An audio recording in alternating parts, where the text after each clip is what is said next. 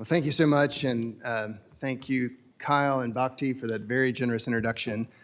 Just sort of the bottom line up front for what I want to focus on today is the United States is uniquely positioned among countries around the world to be a force for good, to defend the rights of people to believe whatever they want, to defend those who are persecuted for their beliefs in ways that no other country can.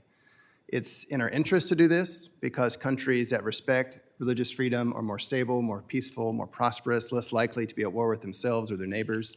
And it reflects our values, that religious freedom is that core part of the American story, the American experience.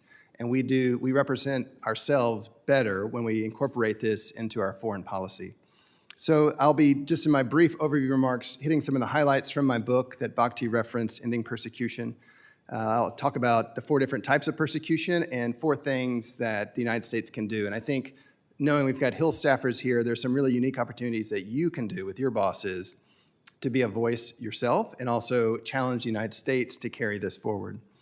Religious freedom, religion is a global trend. The Pew Research Center has some fabulous statistics that say that roughly 85% of the world believes in God or a higher power, that believes in something beyond themselves that gives their life purpose, meaning, and direction. At the same time, they found consistently that roughly 2 out of 3 people on earth live in environments that restrict the free practice of faith. 2 out of 3 people live in environments where they're susceptible to persecution. They're not actively being persecuted, but if they challenge the status quo, if they want to change lanes, if they want to question the way that they're traveling, or they want to get on a completely different highway, they face prosecution by their government or persecution by their neighbors or both. So you take these very high levels of religiosity combined with high levels of restrictions on the free practice of faith, and this is a recipe for instability and human rights and suffering on a massive, massive scale. So based on my 20 years of work in different US government positions, including at the Helsinki Commission, where I cut my teeth with Kyle many years ago, I tried to break down what exactly is religious persecution, because these numbers are so gigantic that they sort of overwhelm the senses. And also, as being in policy positions, to develop effective responses, we need to know what we're talking about. So I identified 4 types of persecution. The first is authoritarian persecution. This is where a government uses the powers of the state to punish or penalize a religious group for what they believe or because they're a competitor in the marketplace of ideas. The second type of persecution is extremist persecution. This is sort of the opposite. This is where non-state actors, people in a community, form mobs to go violently assault others because they're afraid or they disagree with their religious beliefs. The third form is persecution in a democracy. And this is where a large religious community can use its size to transform its beliefs through the ballot box so that it can actually be policed by police, which can lead to persecution. And then the last form is terrorism. This is ISIS, Boko Haram, where individuals are willing to use extreme violence to force their ideology over an entire society. So in the book, I have chapters on each of these, and I have country examples based on my experience. So for example, authoritarian, I look at Burma and China and the genocides that our government have identified against either the Rohingya or the Uyghurs, and talk about efforts that we undertook to try to get them to change their ways. For extremism, I look at the Republic of Georgia, talking about experiences I had when I was here at the Commission, as well as Sri Lanka and Pakistan, a country I visited more than any other. And I spend with Pakistan looking at for example, the Ahmadiyya Muslim community, or the plight of Asia Bibi, who was a Christian mother sentenced to death for alleged blasphemous activities, and what we tried to do in response. For democracy, I look at the world's largest, India, a country I'm very concerned about how this rising Hindu chauvinism, Hindu nationalism has actually led to the repeated election of Narendra Modi and his party in states across that vast country, with dire implications for Indian Muslims, Indian Christians, and others. And then with terrorism, I look at Afghanistan and Iraq. In particular, Iraq, what I was involved in trying to encourage religious minorities that had experienced the ISIS onslaught to go back to their ancestral homelands where they felt safe and they felt like they had a future. So understanding the problem is so crucial, especially for you all if you're advising your boss, if you're working on a committee, or if you're an NGO trying to represent your co-religionists, to understand the challenge. And I think it's very important that we use terminology precisely.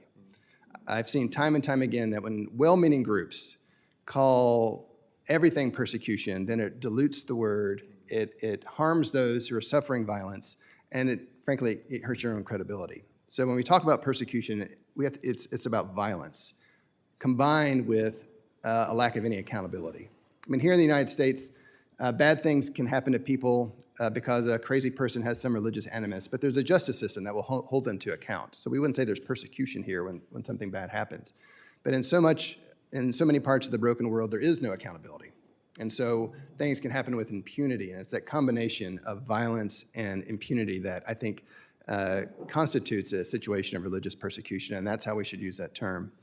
And then I'll start to wrap up. What can we do? So in the book, I talk about the 4 C's: coalitions, consistency, call-outs, and consequences. So first, coalitions. Working to advance freedom of religion or belief for everybody everywhere, building alliances right, left, and center with people of all faiths and none.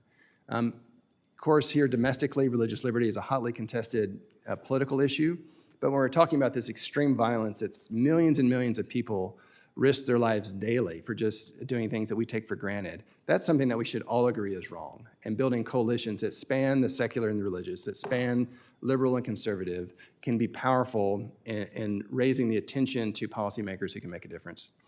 On consistency, we make sure we talk about religious freedom with friend and foe alike. I mean, it's really easy to single out Iran, and we should because of the persecution against Baha'is and Christians and others.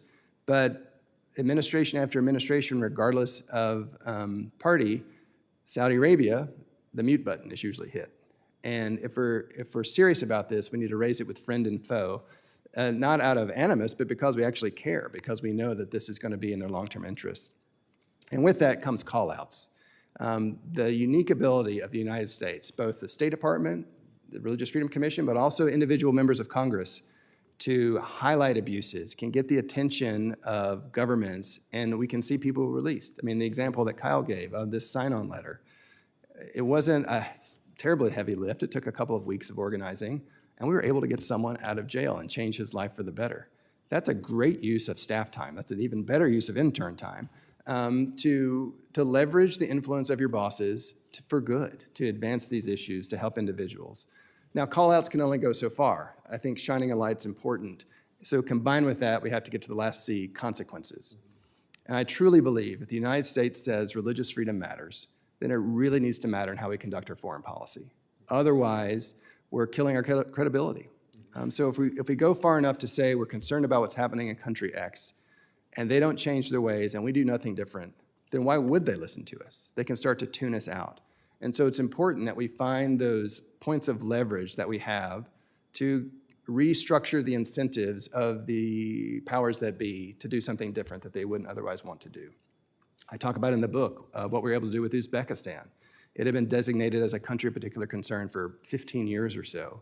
And when President Mirziyoyev came in and wanted to turn the page, we saw an opportunity to present sort of carrots and sticks, the red pill, the blue pill. There are 2 different ways you can go here. Continue to lock up thousands of Muslims, continue to keep churches deregistered, or you can start to liberalize, and we will take you off the list, we'll welcome you back into the family of nations, and they chose that option. Now, Uzbekistan's not where we really want them to be completely, but they're a heck of a lot further along than they were because the United States was able to credibly tell some hard truths and back it up with the threat of consequential action. And so just in wrap up, I think we have a unique opportunity here in Washington, D.C. to leverage all our different nodes of influence to be that voice for the voiceless. I mean, there are literally millions of people every day that risk so much, really risk their lives just to pray how they want, to share their beliefs with others, to educate their children. And I know, and I've seen that when the United States speaks up for those people, we can move the needle in ways that no other country can. And Congress is an important voice in that. And I think there's some things we can talk about in the Q&A about what we can do together. So thank you for this opportunity.